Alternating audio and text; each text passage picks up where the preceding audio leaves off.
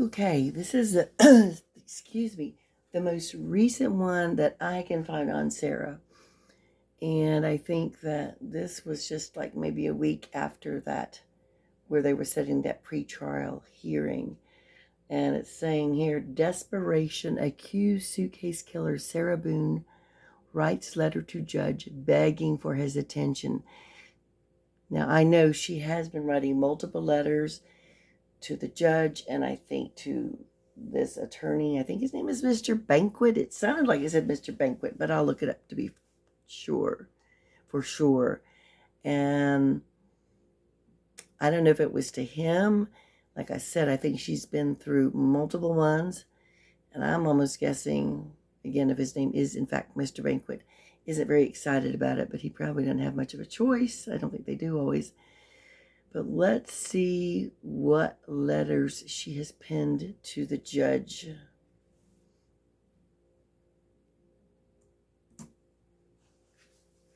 Well. Accused killer Sarah Boone sends a strongly worded handwritten letter to her public defender and judge ahead of her coming trial. Florida prosecutors say the 44-year-old murdered her boyfriend, 42-year-old Jorge Torres Jr., in February 2022 by putting him in a suitcase and leaving him there to die. Okay. At the time, this is hard, guys. Investigators she and Torres had been drinking and playing a game of hide and seek. After that, Boone says she went to sleep and woke up hours later when her phone rang. That's when she says she found Torres unresponsive. Officials say Torres was zipped inside the suitcase for hours. Shocking cell phone video was later released, showing Boone speaking to Torres while he was inside the suitcase. For everything you've done to me. Sarah. For everything you've done to me. Sarah. You. Sarah. You. Sarah. Stupid. Sarah. That's my name. Don't wear it out. But we're now getting a closer look inside the mind of Sarah Boone through a series of handwritten letters to the court from the Orange County Jail. Can only imagine. First letter came in April 2022 when Boone wrote to her case's judge about her representation. Boone argued her defense attorney did not communicate with her about a continuance in her case. More letters followed in October, November, and December So you of could last actually year. pause this if you wanted to sit there and read her. January 2023. She does have good Throughout penmanship. this time, Boone's representation has switched at least 4 times for both irreconcilable differences between the attorney and client and conflicts of interest. Boone's most recent letter, dated March 22, 2023, is addressed to her current defense attorney, Frank Banowitz. The letter reads in part, quote, I call him Mr. Banquet. Banowitz, this is my 3rd letter trying to reach you over another almost 6-week period now. The same 2 phone numbers you've given me still do not work. The one number, your personal cell, goes to voicemail directly and doesn't even ring. I've had this number since you personally gave it to me back in July 2022 upon your appointment as my attorney by the court. Not working still 8 months later. The other number rings and rings and rings until it automatically disconnects me. Not working either. This is also the number you continuously tell me it just needs to be activated. Please activate. I even, in my description to speak with you, had an outside caller try to reach you on my behalf, who tried calling your office 3 times over the last almost 3 weeks, leaving a voicemail each time with no reply. We're both hoping you are able to reply to her email she sent today as another form of trying to communicate with you. I've exhausted my resources and am again just sitting here waiting for you to contact me in whatever way you are able, and as soon as possible, please. Time-sensitive matters are at hand, as I have made you aware of previously, verbally and in my letters. I know you have attempted to schedule the minimum 15-minute.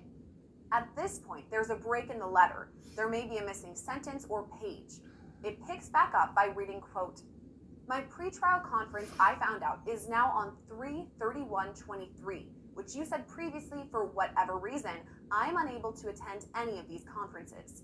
How am I supposed to know what's going on and what you are reporting and what is being discussed between all other parties except me, the main component in my case, especially if we, in a still unestablished attorney-client relationship, are not in regular or proper communications with one another? Why can I not be in attendance and participate in my PTC, meaning pretrial conference? How else am I to be kept updated in real time and actual minutes during the conference if not there myself? I have no way of knowing anything if not updated by you, my attorney, and do not have a computer to use/view myself. Help me understand, please. How can Court TV, different news channels, and even professional YouTubers attend my PTC? Again, meaning pretrial conference. And I cannot. How? I'm sure one of the other parties can help me with updates since they will all be in attendance for me also, should you be unable to provide. Why can I not be included in my PTC for my case? I'm sure also everything from the conference collected from everyone else will be vomited all over the internet just like everything else had been non-permissively and can add even more dysfunction and ignorance to my prejudgment already made by the world in the great court of public opinion. I'd like to be part of all this, seeing as it all pertains to me. Please, it is my right. So many questions, concerns piling and piling up from not being, and that's where the letter cuts off.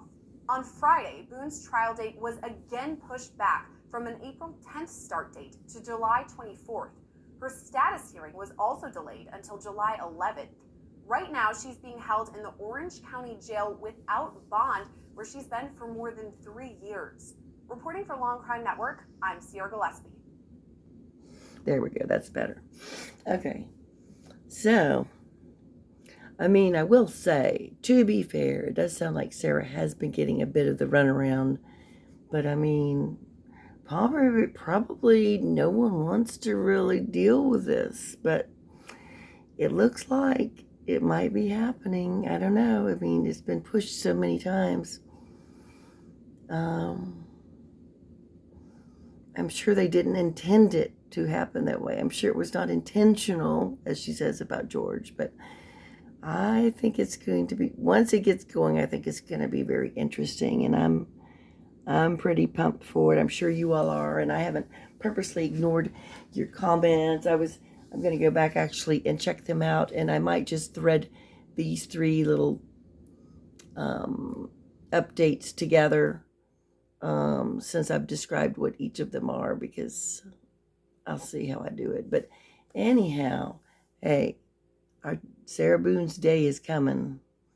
And in the meantime, I'll continue to roast Darrell, and I'm sure there's other interesting people we can discuss too. So I love you, my Sarah Boone peeps. I think we're going to be seeing some pretty interesting stuff in the months to come.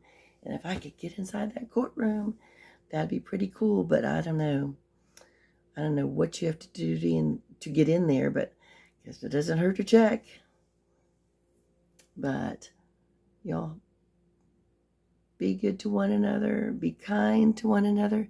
Be kind to yourself. I love you. And I'll try to get more information. And if y'all hear anything, you can let me know too. All right. Love you guys. See you the next time.